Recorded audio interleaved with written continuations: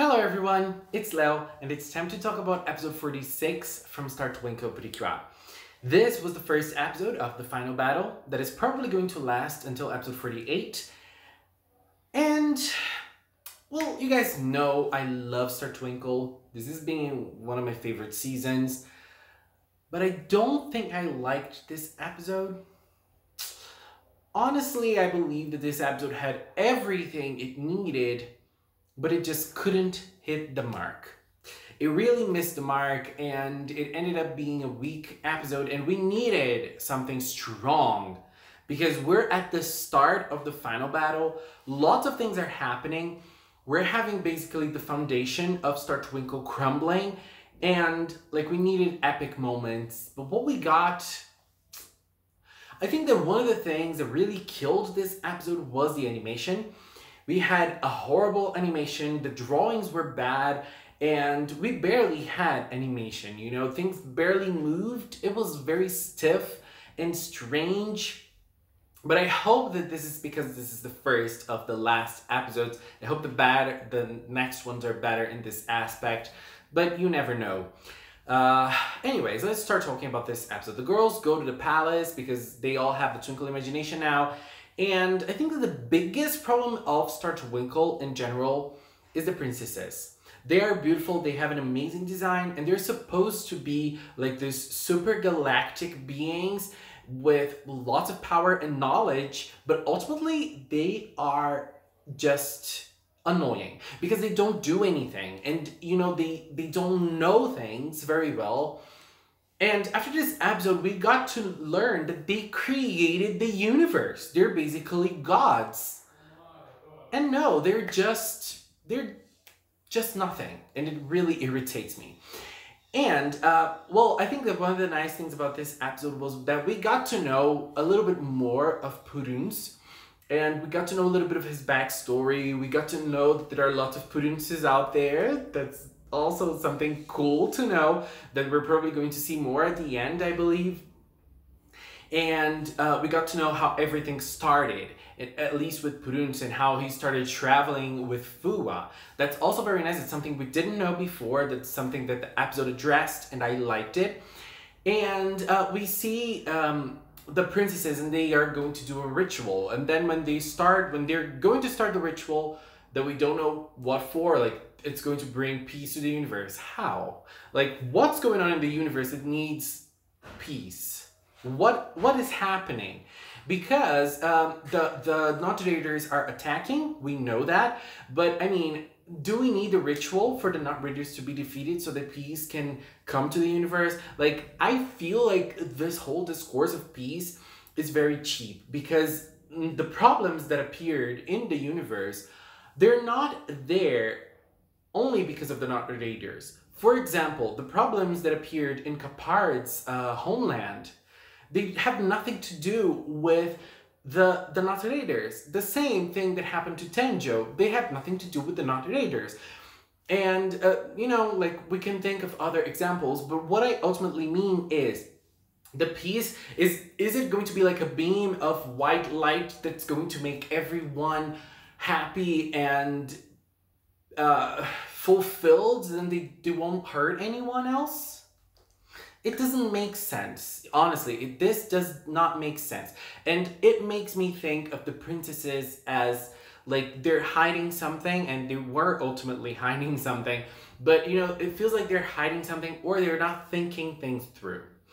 Okay, but anyways, moving on, we have like the Not-Raiders attacking, and we see that we have the villains back. Garuga was still a villain, but Tenjo and Kapard, it seemed they didn't want to be there, but they were forced by Darknest, and Darknest used their powers on them, and then they were like with a new look, with a new scary look. And when they appeared, it was nice. The Curious reactions were nice. And something also very interesting. The princesses said, "Oh no, don't go fight them. We need you here with us. We need your Twinkle imagination for the ritual." And I was like, "Girl, are you dumb? If the Curious won't go there to fight, you won't go there to fight. You won't go there and do something. You do nothing. You do nothing. You, the 12, 13 princesses, you do nothing. And so, like, if they won't go there, what will it be? Are you, like... The princesses make me so angry. And then the Curious were like, no, we're going. And they just went. That was awesome. But then they went, and I feel like this is one of the biggest problems of this episode. The Curious in this episode, they were mere spectators. They didn't do anything.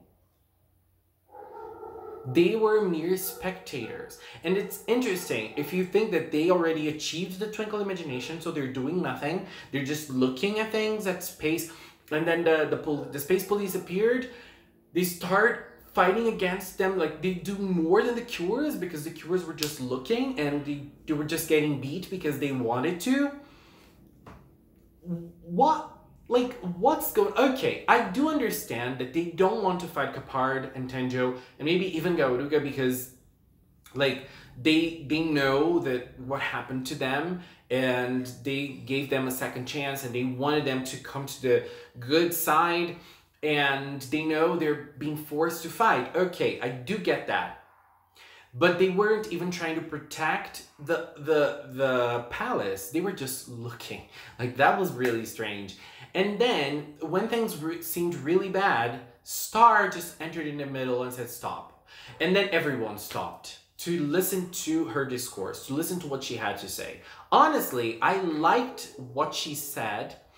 I liked what she had to offer at that moment. It was amazing. Like, no one owns the universe. You, the villains, don't own the universe, but you, the ones that think you're the heroes, you don't own the universe as well.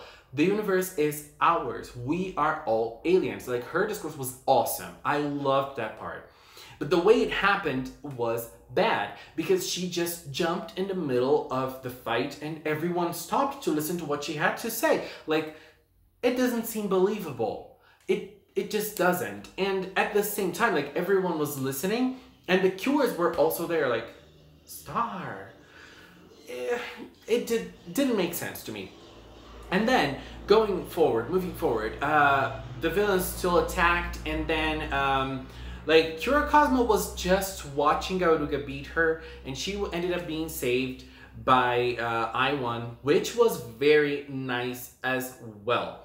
This was also something that this episode did right. I mean, I-1 reappearing after a long while with her personality, and everything was there for I-1. That was very nice. The interaction she had with Kira Cosmo was amazing. She said sorry to her. She helped her. And at the end of the episode, she also saved the villains. But then, you know, like, after Star's talk, we had a big revelation of who Darkness is. And honestly, like, that revelation made me really angry because the Taurus princess, she was like, oh my god, she is a 13th princess that left us a while ago. Why didn't she say anything before? I know, plot, I know, we need that, but it just makes her sound, and the other princesses, sound really stupid. Really stupid. And, like, the princess, the Hibitsukaiza, I think, the Ophiuchus princess, she is beautiful. And honestly, she is fierce, she's beautiful, and, you know, I feel like, the way she handled the whole situation was cruel, but it was still, like, in character for her, because she is the darkness. She is just, like, she is the bad part of everything. And so, like, the idea of the Notre Daters was to destroy the universe and then, like, take over the universe. Not destroy, they wanted to take over the universe for them. And I feel like it's a place of outcasts, and they want a place for themselves, so they want the whole universe for themselves. That kind of makes sense if you think of them as villains. But her idea was different. She wanted to simply wipe the universe out. She probably wanted to create another universe, maybe? I don't know. But I feel like she is also a counterpart to Hikaru's ideas of how a universe should be, because she wants a universe full of darkness. And this was a betrayal to the Notre Daters, because they had a different vision of what the universe should be as well. I mean, they wanted a universe for themselves. And so they felt betrayed, but they still had to fight because of her.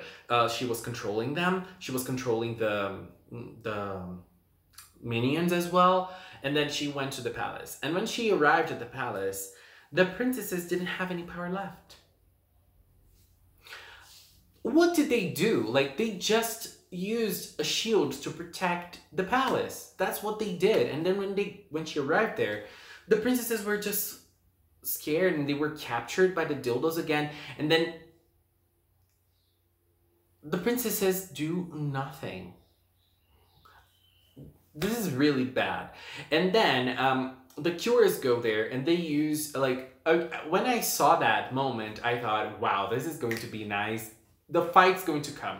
But no, they just use the Twinkle Imagination power, and that's it. And when they use the power, they're very powerful at that moment because they have the Twinkle Imagination already. When they use the power, everyone gets purified. The villains get purified. Like, was it that easy? Why didn't you do that just like 10 minutes ago? And all the minions got purified. And that was nice because before that, we had minions that were actually minions. And now the minions are actual aliens who probably feel outcast as well. And we see lots of them. And then that means in this world of Star Twinkle, there are minions that still feel outcasts. Not only those villains that we saw before. I mean, there are lots of people that are suffering around the universe.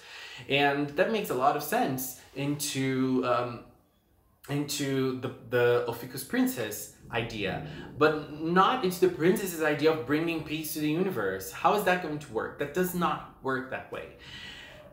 And after they use that power, like, again, another thing, when the princess, the snake princess went into the palace, the girls used their first powers. Again, like, it happened in the Hikaru episode 45, and then it happened again in 46. Why are you using the weakest powers you have against the strongest enemy you've faced?